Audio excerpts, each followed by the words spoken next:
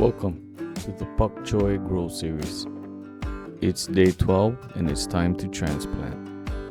Carefully loosen up the peat moss so you can get your sprouts out. Then give the roots a little rinse in some water. And then we're going to just go ahead and set it in our pool noodle. This is just a little DIY net cup that I made out of the Keurig coffee cartridge. You don't have to use it, you can just set your pool noodle straight into your system. Please make sure that you adjust the pH to the type of vegetable that you're gonna grow. I believe for pak choi is 7.0. This is my favorite part. And now that we have all 50 in the system, we're just gonna sit back and watch them grow. Here's some pH information that might be helpful to you. Thanks for watching. Please like and subscribe.